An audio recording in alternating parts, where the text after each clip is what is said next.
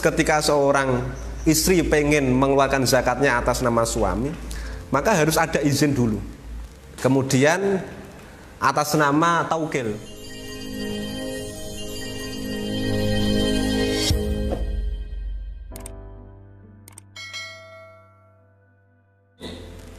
Ada seorang yang suami istri, akan tetapi ini suaminya ini muksir atau miskin. Jadi dia tidak mempunyai uang, anggap saja dia tidak bisa mengeluarkan zakat fitrah atau zakat untuk istrinya. Di sisi lain, istrinya ini adalah seorang yang kaya. Apakah si istri ini boleh memberikan zakatnya atau menzakati zakat fitrah istrinya suaminya tadi? Dan apakah boleh kalau umpama ini ada suaminya yang di luar kota, sementara zakatnya di daerahnya, apakah boleh istri ini meniatkan, kalau tadi dibolehkan ya, meniatkan zakat fitrah untuk suaminya tadi yang tidak ada di lokasi, tidak ada di rumah? Jadi pertanyaan dua tadi, yang pertama, apakah boleh istri membayar zakat fitrahnya suami? Kalau boleh, apakah niatnya juga bisa dilakukan oleh si istri tadi? Ini berhubungan dengan niat. Sebelumnya saya ingin menambahkan sedikit ya, karena tadi singgungan lafadz niat saya utarakan pakai bahasa Arab. Mungkin bagi banyak kalangan masih kesulitan untuk mengucapkannya atau tidak tahu tata cara pengucapan salah bahasa Arab dan artinya beserta artinya. Maka ini saya utarakan artinya. Jika Anda tidak mampu untuk melafadzkan dan meniatkan dengan bahasa Arab, maka bisa Anda meniatkan zakat fitrah dengan bahasa yang sampeyan mampu, entah itu bahasa Indonesia atau bahasa Jawa. Kalau Anda mau bahasa Inggris, bagaimana Cak Lutfi ya, monggo kerso. Karena artinya gini, misal Anda menzakati diri Anda sendiri, maka niatnya adalah saya niat mengeluarkan zakat fitrah untuk diri saya sendiri sebagai fardu lillahi ta'ala. Itu nanti tinggal dirubah. Saya niat mengeluarkan zakat fitrah untuk istri saya. Kalau istrinya banyak disebutkan untuk istri saya Zainab semisal, fardu lillahi ta'ala.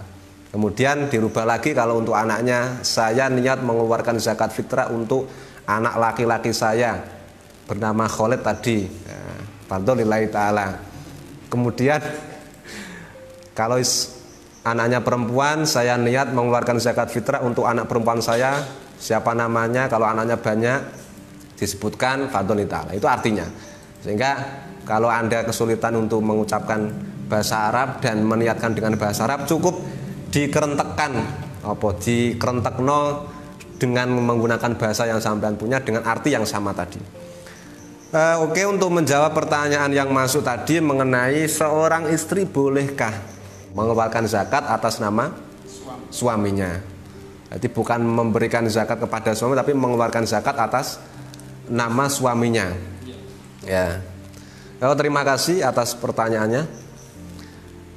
Untuk pengeluaran zakat, ya, mengeluarkan zakat atas nama suaminya, itu sebagaimana dalam masalah tauqilu zakah.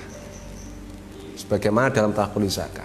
Maksudnya kan kalau seseorang itu mimman talzamuhum nafaqatuhum, seseorang yang termasuk wajib dinafkahi, maka kan tidak harus ada bentuk-bentuk taukil.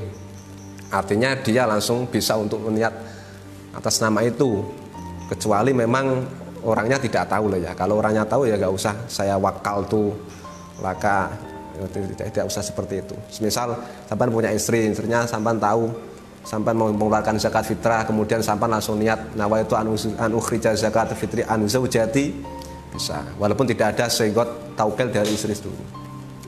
Karena ini seorang suami, ini beda ya. Maka untuk bagaimana ketika seorang istri pengen mengeluarkan zakatnya atas nama suami, maka harus ada izin dulu. Izin. Harus ada izin. Kemudian atas nama taukil. Sehingga ketika atas nama taukil, maka seorang istri ini boleh niat zakat atas nama suaminya. Tanpa itu tidak boleh. Seolah-olah beras tadi semisal ya, itu karena mendapatkan izin, ini untuk kamu supaya kamu mengeluarkan zakat, sehingga itu atas nama di awalnya itu sudah ada tamlik kepada seorang suami, ini untuk kamu, atau ini atas nama kamu. Kemudian karena memang nggak ada sengkot secara khusus, kemudian secara umum itu dianggap wakil dari seorang suami, seorang istrinya, maka harus ada izin. Sah ya zakatnya? Iya, nggak apa-apa. Sebagaimana anak yang sudah apa ya istilahnya? Bekerja. Sudah bekerja. Sudah mampu lah, bukan? Sudah balik. Karena anak itu batasan wajib dinafkahkan setelah balik, apa sampai balik. Setelah balik itu orang tua tidak berkewajiban menafkainya. Tidak berkewajiban menafkainya karena sudah dianggap orang yang sudah dewasa. Beda kalau orang tua, karena orang tua itu kalau saya pernah ngaji di Mbah Mun di kitab Is'adur Rafiq itu selama-lamanya wajib dinafkahi walaupun orang tua sudah kaya. Bahkan dawuh Mbah Mun, nek wong tuamu dudu apa yang rabi golekno bojo. Jadi ketika ayah sampean curhat kepada anak, "Le, aku pengen rabi maneh, Le." "Siap, Pak, tak golekno bojo maneh." Oke. Ora usah ngrutu ning atine. Itu bagian dari wajib. Itu dawuh Mbah Mun loh. Saya dulu pernah ngaji. Ya, birrul walidain, dan itu dikembangkan dari wajib menafkahi orang tua. Dikembangkan dari itu. Jadi golekno nafkah batine wong tua. Ya. Itu sama dengan itu tadi. Jadi anak ketika sudah balik itu sudah laisa mimman talzamu lil walid nafaqatuhu. Orang tua sudah tidak wajib nafkah. Nah, umpamanya orang tuanya tetap pengen mengeluarkan zakat atas nama anaknya tadi, itu boleh tapi harus izin. Piye le tak ono zakatem. Ya tak tono, nah izin. Nanti umpamanya pengen diniati orang tuanya juga, maka harus juga ada izin. Sebagaimana wakalah itu, taukil mewakilkan niat itu boleh, mewakilkan niat zakat. Walaupun yang lebih utama dari para ulama itu kedua-duanya niat. Tapi umpamanya diniatkan salah satu dengan izin, ya itu maka diperbolehkan. Intinya kan dianggap oleh orang lain ini, dianggap sebagai orang lain. Jadi kasusnya sama sebagaimana anak tadi yang sudah tidak wajib dinafkahi, karena seorang suami tidak wajib dinafkahi oleh seorang istri. Kalau umpama tidak dikeluarkan nggak apa-apa karena dia muksir, kecuali muksirnya kecerobohan loh ya. Kalau muksirnya kecerobohan dia nggak mustahik. Umpamanya dia masih gagah dan kuat tenaganya, tapi dia nggak mau kerja, turu tok, ngopi tok, rokok-rokokan tok. Nah, dia senajan umpamanya kategori fuqara menurut urufnya, menurut mayoritas masyarakatnya, tapi dia tidak layak untuk diberikan zakat karena dia pemalas. Mestinya layak untuk bekerja atau bisa atau mungkin untuk bekerja. Oke, saya kira sangat jelas. Seorang istri yang musir atau kaya boleh, nah garis bawah di sini, boleh membayar zakat fitrah atas nama suaminya. Ada hal yang ingin diperjelas di sini, Ustaz. Tadi dengan ceritakan juga terkait waktu pelaksanaan. Ya ini sebentar ya, saya tunjukkan ibaratnya biar. Ini di kitab Hasyiyah Al-Bujairami Alal Minhaj juz 2 halaman 52. Di sini diterangkan wal aslu ayukhrija min mali zakata mauliyihi al-ghani.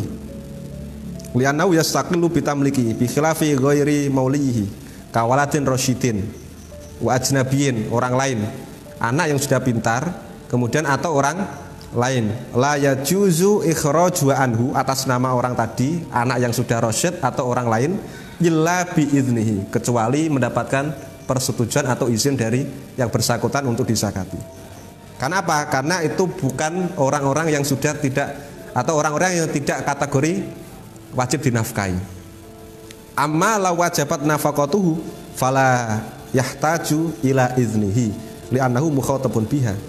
Adapun ketika untuk orang-orang zakat atas nama orang-orang yang masih wajib dinafkahi, maka tidak harus ada izin. Karena itu adalah orang-orang yang wajib dinafkahi atas nama itu. Fa'ilam ya'zan qauluhu illa bi'idzni fa'ilam ya'zan lam yajuz jasman. Kalau tidak mengizinkan berarti seorang suami semisal kok tidak mengizinkan, gak usah aku kere zakati barang, aku tak nompo wae pamane.